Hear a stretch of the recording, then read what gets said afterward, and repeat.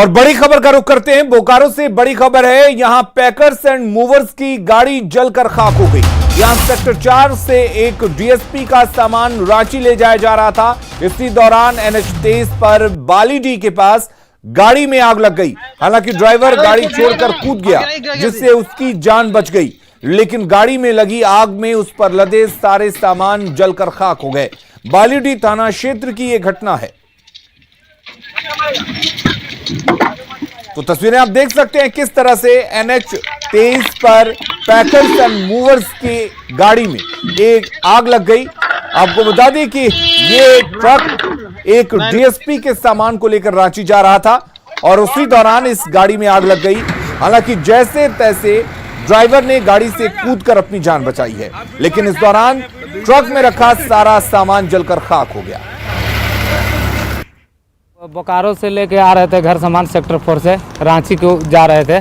जैसे ही बालीडीह थाना के पास आए तो डाला से मेरा पूरा आग देखिए धुआं देने लगा। गाड़ी हम लुकिंग ग्लास में देखे कि मेरा गाड़ी आग लग गया। साइड किया तब तक पूरा घर सामान था वो पूरा आग पकड़ लिया था और पूरा जल के खाक हो गया। तो क्या सामान किनका जा रहा था? वो कोई डीएसपी साहब है, उनका नाम नहीं जानते, पैकर्स वाले जानते हैं, वो तो वही भैया हैं, सब साथ में थे। क्या मतलब घरेलू सामान जा रहा? हाँ, घरेलू सामान, पूरा घर का सामान था। तो ये अचानक कैसे आग लगा? मतलब वो पता नहीं है, उनको लगता है किसी से वहाँ घर्षण से लगता है आग लग गया। घर सामान था, वाल पैकिंग था, उसमें पूरा सामान जल कर राख हो गया। और अगली खबर रांची से है, जहां आज सुबह एक अजीबोगरीब स्थिति उत्पन्न हो गई जब एक युवक खाली मकान की छत पर चढ़कर जान देने की धमकी देने लगा।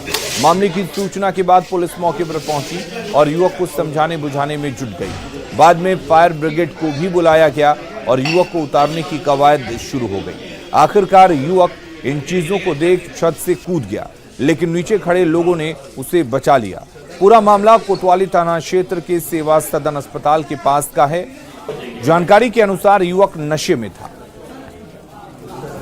तस्वीरें आप देख सकते हैं किस तरीके से ये युवक छत पर चढ़ा हुआ है, बैठा हुआ था और कूदने की धमकी देने लगा। हालांकि युवक नशे में बताया जा रहा था। पुलिस मौके पर पहुंची, फायर ब्रिगेड को बुला लिया गया ताकि इसे उतारा जा सके, लेकिन इतनी भीड़ लगती देख युवक वहां से कूद गया और उसके बाद वहां मौजूद लोगों ने उसे बचाया। जैसे तैसे उसे बचाया गया।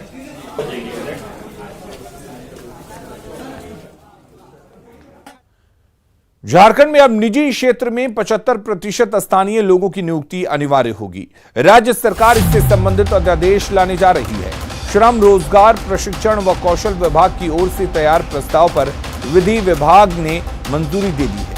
अब इस प्रस्ताव को कार्मिक के माध्यम से कैबिनेट में भेजा जाएगा। झारखंड सरकार ने इस नए नियम को लागू करने से पूर्व देश के विभिन्न राज्यों से इसका अध्ययन कराया। इसके बाद आंध्र प्रदेश की तर्ज पर झारखंड में इसे लागू करने का फैसला लिया गया।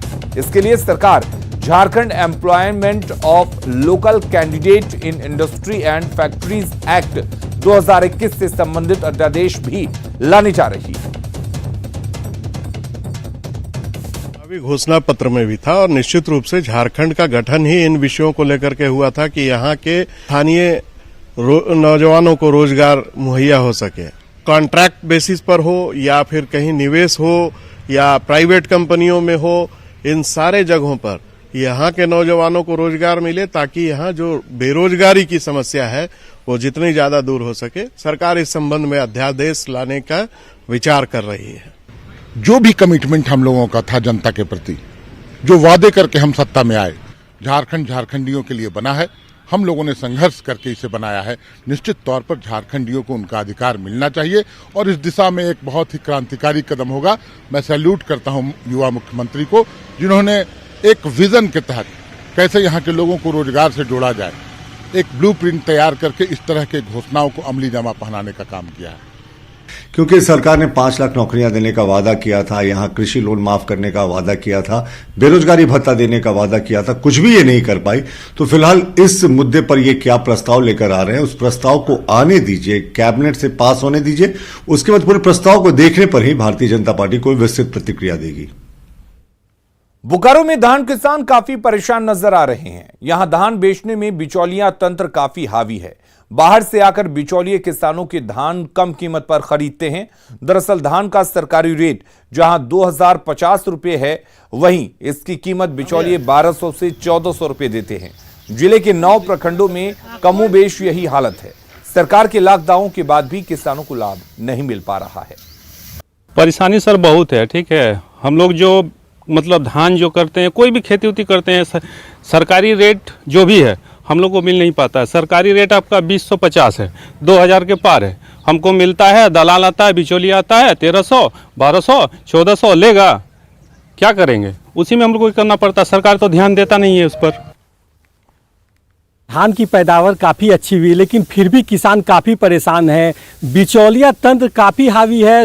जो किसान है अपनी मेहनत जो कर रहे हैं, उपज भी कर रहे हैं, लेकिन उनको कीमत नहीं मिल पा रही। देख सकते हैं बगल में किसान खेती भी कर रहे हैं। जो उनकी खेती से निकले जो धान है उसको अपने जो ज़मीन है उसमें वहाँ पर काम कर रहे हैं, लेकिन उनको उसका फ़ायदा नहीं मिल पा रहा है। जो सरकारी रेट 2050 क्विंटल है उसका भी फ़ायदा किसान को नहीं मिल पा रहा है। यहाँ पर बिचौलिया तंत्र काफ़ी हावी है। व्यापारी बाहर से आते हैं, जो किसान के धान है उनकी रेट बहुत कम, यानी कह सकते हैं 1200, 1300, 1400 रुपये क्विंटल लगा के ले जाते हैं और पैक्स में ऊँचे दाम पर वहाँ पर बेचते हैं। सबसे बड़ी बात है किसान लगातार प्रयास कर रहे हैं कि उनके जो धान है उसकी कीमत अच्छी मिल पाए, लेकिन उसकी कीमत उनको अच्छी नहीं मिल पा रही है। किसान लगातार अधिकारियों के यहाँ चक्कर लगाते हैं ताकि धान की जो कीमत उनको वाजिब मिल सके, लेकिन फिर भी किसान को उसका वाजिब हक नहीं मिल रहा है। ज्ञानेंदु जयपुरिया, न्यूज़ 18 बोकारो। तो बोकारो में किसान बिचौलियों से परेशान हैं, तो गोड्डा में धान क्रय केंद्र संचालक अब चावल मिल मालिकों के रवैये से परेशान हैं। सभी पैक्स और एफपीओ धान से भर गए हैं और अब किसानों से धान लेने के लिए गोदामों में जगह खाली नहीं है, जिससे धान की खरीदारी बंद है। वहीं उपायुक्त ने धान के उठाव का दावा किया है। हालांकि न्यूज़ 18 की पड़ताल में केंद्रों में धान रखने की जगह नहीं होने का खुलासा हुआ है। क्विंटल का था, बट अभी 600 क्विंटल हुआ है। और थोड़ा सा अभी मिल के लिए अभी माल जा नहीं पा रहा है। ट्रांसपोर्टेशन का भी प्रॉब्लम है। ये अभी विभाग से पता चला है कि अगले 1 सप्ताह में ये सब कंप्लीट हो जाएगा, माल चला जाएगा। आ रहे हैं, घूम के जा रहे हैं। अभी बोले हैं कि 2-4 दिन के लिए रुकने के लिए, कि ऑर्डर विभाग से आया है, 1-2 दिन में माल उठने का है। आपके पास रखने जगह नहीं है? रखने का तो जगह नहीं है। रखने का जगह कितना का था? 1000 कुंटल का। हाँ, ये 1000 लगभग का है। धान की बंपर फसल के बाद भी हजारीबाग में किसान परेशान हैं। इचाक प्रखंड के नवाडी गांव के किसान औने पौने दाम में अपने धान बेचने को मजबूर दिख रहे हैं। किसानों से बात की हजारीबाग संवाददाता राकेश कुमार ने। खेतों में अपने धान को देखकर बेहद गदगद थे, क्योंकि इस बार धान की खेती काफी बम्पर हुई है। लेकिन जैसे ही धान खेती को किसानों ने अपने खेत से काटा है, उसके बाद इनके चेहरे की खुशी धीरे धीरे कम हो रही है। क्या कुछ वजह है, क्या कुछ आखिर कारण है कि इनके चेहरे की खुशी कम हो रही है? हम यहाँ इस समय खड़े इचाक प्रखंड के नावाडी गांव में, और हम जानने का प्रयास करते हैं यहाँ के किसानों से कि क्या कुछ समस्याएं हो रही है और क्यों इनके चेहरे में खुशी कम है। बताएं। 2 चीज़ है, जैसा हम लोग यहाँ देख रहे हैं, 2 चीज़ है जो मेन कारण है। एक तो धान तो बहुत बढ़िया हुआ, पर पैक्स पहुँचाने में और पैक्स का जो कागजी कार्रवाई है उसको करने में किसान परेशान है। कई लोग ऐसे हमारे यहाँ के हैं जो पिछले 15 दिन से ब्लॉक का चक्कर काट रहे हैं। ना तो कभी उनका पेपर का काम हो पाया, कभी जाइए सीओ नहीं मिलेंगे, कभी सीआई नहीं मिलेंगे। तो इस वजह से किसान जो है वो औने पौने दाम में जो छोटे व्यापारी हैं उनको दे रहे हैं। एक तो ये कारण हुआ। दूसरा हुआ कि किसान जब खेती करता है तो किसी न किसी से उधारी पैसा करता है, दुकान वाले से भी खाद बीज उधार में लेता है और उसके ऊपर बहुत बड़ा प्रेशर होता है। लेकिन जिला मुख्यालय के करीब होने का कोई लाभ यहाँ के किसानों को मिलता नहीं है। यहाँ का जो भी फसल होता है बिचौलिया उठा के ले जाते हैं। 1200 क्विंटल का धान अभी हम लोग बेच रहे हैं, ठीक है ना। और दिक्कत यह है कि ना तो पैक्स से संपर्क होता है, पैक्स वाले भी जो है जाते हैं तो हम लोगों को कोई भाव वैल्यू देते नहीं, समझ गए ना।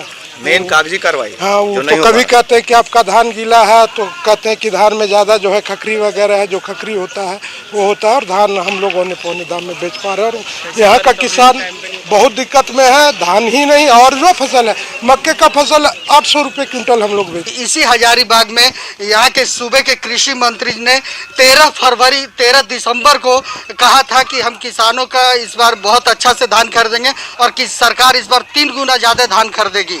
जरूरत पड़ेगा तो मोबाइल पैक्स का भी हम योजना चलाएंगे ताकि किसानों को कोई दिक्कत ना हो। लेकिन ज़मीनी हकीकत ये है कि किसान आज भी औने पौने दाम में धान बेचने को मजबूर हैं। राकेश कुमार, न्यूज़ 18 हजारीबाग। झारखंड सरकार मजबूती से चल रही है और सरकार हर हाल में 5 साल का कार्यकाल पूरा करेगी। ये बातें मुख्यमंत्री हेमंत सोरेन ने न्यूज़ 18 से खास बातचीत में कही। उन्होंने कहा कि दिल्ली राजनीति का हेडक्वार्टर है, ऐसे में यहां आना पड़ता है। साथ ही सीएम हेमंत सोरेन ने कांग्रेस और जेएमएम विधायकों की टूट की खबर को भी बेबुनियाद करार दिया।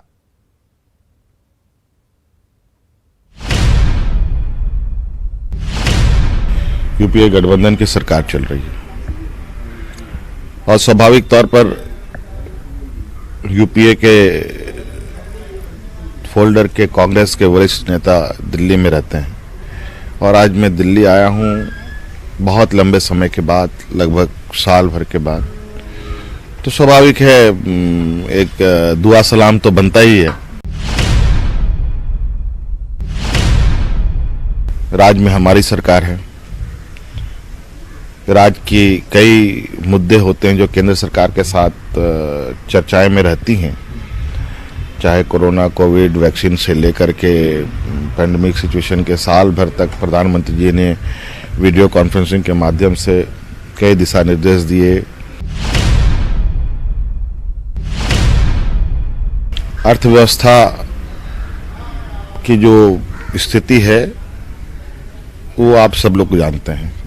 केंद्र के खजाने में की क्या हालत है, राज्यों के खजानों की क्या हालत है, वो आप सब लोग जानते हैं। केंद्र सहयोग को लेकर भी हम लोग की वीडियो कॉन्फ्रेंसिंग होती रही हैं। सभी राज्यों ने अपनी अपनी बातें कही हैं, हमने भी कही हैं। देश के गृह मंत्री जी से मुलाकात हुई है, उन्होंने भी राज्य के हालचाल के बारे में पूछा, पेंडेमिक सिचुएशन के बारे में पूछा, वैक्सीनेशन के बारे में पूछा, विकास कार्यों के बारे में भी पूछा। लेकिन एक जो स्थिति है वो एक शिष्टाचार व्यवहार के रूप में है। कई बार माननीय विधायक दिल्ली आते हैं तो दिल्ली तो राजनीतिक हेडक्वार्टर है, इसमें कोई शक सवाल नहीं। ये कुछ जैसे अभी कुछ बातें चल रही है, कोई वेबसाइट चल रहा है या कोई वेब सीरीज चल रहा है, तो उसी तरीके से कोई एक डिस्ट्रक्टिव लोग कहीं बैठ करके कुछ सगुफा उड़ाते रहते हैं, जिसको लोग बढ़ाते रहते हैं। आज के दिन में कई माध्यम हैं, व्हाट्सएप, फेसबुक और वेब चैनल का एक नया दौर चल रहा है।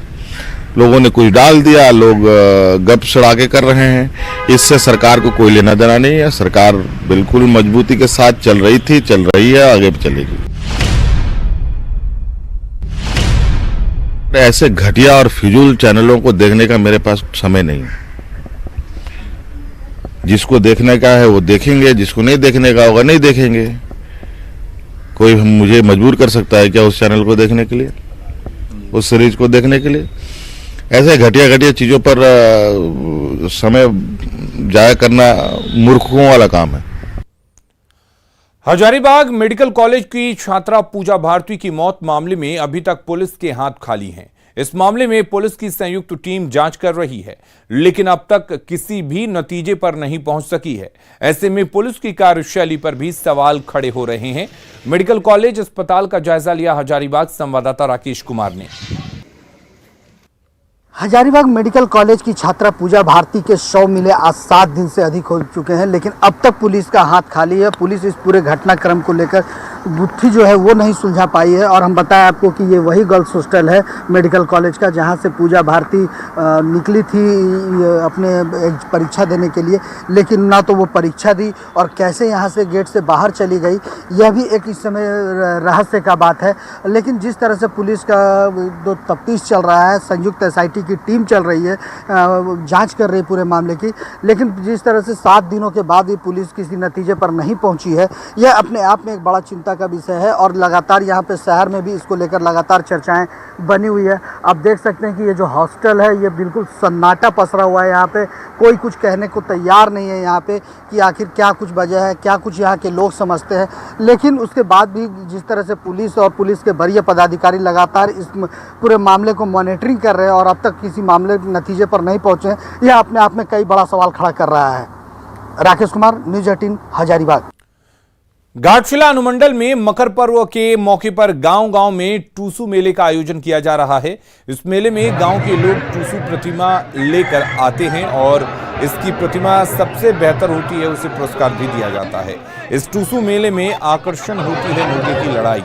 इस मेले में दूर दराज से लोग अपना मुर्गा लेकर लड़ाने के लिए आते हैं। इस खेल में जब तक एक मुर्गा मर नहीं जाता तब तक लड़ाई चलती रहती है। इस दौरान हार और जीत के लिए हजारों लाखों की बाजी भी लगती है।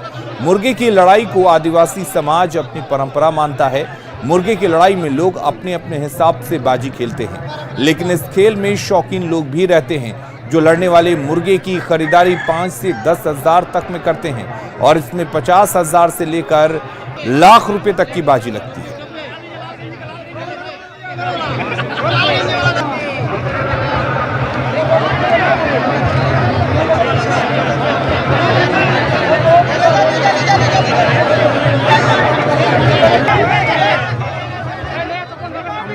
जो मकर संक्रांति के शुभ अवसर पर हर जगह एक टूसू मेला का आयोजन किया जाता है। और इसमें होता क्या है ना, मुर्गा पड़ा जो एक दूसरे से मुर्गा को लड़ाते हैं और उसमें होता है एक ना एक मुर्गा वो कांटी लगा के उसको मार के गिरा देता है, उसको पाड़ू माना जाता है। ये मुर्गा लड़ाई भी हम लोग घर में काफ़ी मुर्गा पालते हैं और मुर्गा जो एक साल में हम लोग का तैयारी होता है, हम लोग उस दिन यात्रा के नाम से मुर्गा को लेके जाते हैं, खुशहाली के नाम से। हम लोग देखते हैं कि आज मेरा यात्रा कैसा है और उस मुर्गा को हम लोग लड़ाते हैं। तो कोई भी आदमी उधर से लाता है, वो भी अपना यात्रा करने के लिए लाता है और हम भी जाते हैं। तो हमारा मुर्गा जीतता है तो हम सोचते हैं कि मेरा यात्रा सही है और इस साल हम अच्छे खुशी से रहेंगे। दोनों का लड़ाई में, मुर्गा का दोनों का लड़ाई में, जिसमें एक ना एक मुर्गा उसकी हार होती है और हार होने के कारण जो हारता है वो भी अपना खुशी से अपना घर जाता है और जो जीत के जाता है वो अपना परिवार के साथ वो अपना